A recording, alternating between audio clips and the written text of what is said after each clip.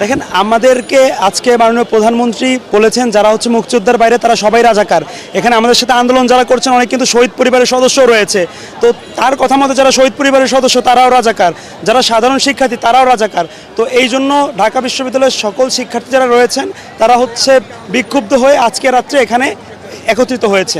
আমাদের দাবি ছিল যে কোটার যৌক্তিক একটা সমস্যার সমাধান চাচ্ছিলাম আমরা হাইকোর্টের প্রতি সম্মান রেখেছি, আমরা আমাদের মাননীয় প্রধানমন্ত্রীর প্রতি সম্মান রেখেছি এবং রেখে তাদের দিকে চেয়েছিলাম যে তারা অবশ্যই আমাদেরকে একটা যৌক্তিক সমাধান দেবে, কিন্তু সে জায়গায় তারা সম্পূর্ণ আমাদেরকে উল্টা একটা কথা বলছে।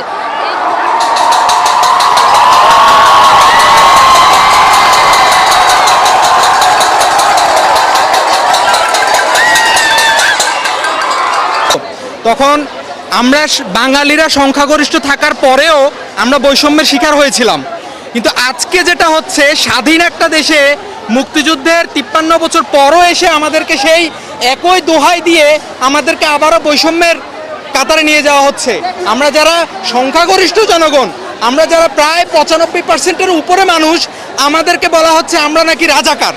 আমাদেরকে বলা হচ্ছে যে মুক্তিযোদ্ধারা কোটা পাবে না, তো রাজাকারের নাতিরা কি কোটা পাবে নাকি? আমরা কি রাজাকার নাকি? আমরা যারা আন্দোলন করছি এতদিন ধরে শাহবাগে, তারা কি সবাই না রাজাকার? সবাই কি মানে কোটা কিসের জন্য আমরা আন্দোলন করতেছি? মেধার জন্য। এখন সেই মেধাটাই হয়ে গেছে আমাদেরকে, আমরা হচ্ছে রাজাকার হয়ে গেছি মেধার জন্য আন্দোলন করতে গিয়ে, মানে অধিকারের জন্য বলতে গিয়ে আমরা এখন রাজাকার হয়ে গেছি। এটার বিপক্ষে আজকে প্রধানমন্ত্রী যে বক্তব্য দিয়েছেন সেই বক্তব্যের বিরুদ্ধেই আজকে এখানে আন্দোলন। ছাত্র আন্দোলন যাদের গায়ে চামড়া আছে, যাদের গায়ে ন্যূনতম তাদের বিবেকবোধ আছে, যে কি বলেছেন আজকে এই বক্তব্যটা আমরা আসলে শুনে হতভম্ব হয়ে গেছি। যে উনি প্রধানমন্ত্রী, উনি আজকে চাইলে একটা সমাধান দিতে পারতেন, উনি চাইলে বলতে পারতেন যে আচ্ছা ঠিক আছে, আদালত যেহেতু তার কাজ করছে, আদালতের বক্তব্য আসুক, আমরা পরবর্তীতে এটা নিয়ে একটা সংস্কার করব, তোমরা তোমাদের আন্দোলন থামিয়ে আপাতত তোমাদের ক্লাসে ফিরে যাও, কিংবা তোমরা আন্দোলনটা ছেড়ে তোমরা তোমাদের পড়ায় ফিরে যাও, সেই কথাটা বলতে পারতেন।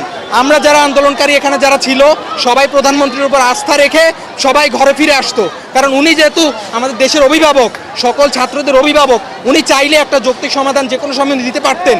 সেই বক্তব্যটা না দিয়ে আজকে উনি এমন বক্তব্য দিয়েছেন এই কোটা আন্দোলনের মধ্যেই, মানে পোলাপান সব এখন হচ্ছে এখানে, মানে উনি বলা যায় এখন আগুনের মধ্যে এখন ঘি ঢেলে দিয়েছেন, এরকম একটা বক্তব্য।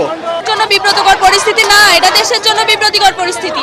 বলা হয়েছে যে, আমি একটা সাংবাদিকের একটা ছোট্ট ক্লিপ বলি, যে আমি দেখলাম যে সাংবাদিক সাহেব বলতেছে যে প্রিলি রিটেন ভাইবা, তার আগে কোনো কোটা অ্যাপ্লাই করা হয় না।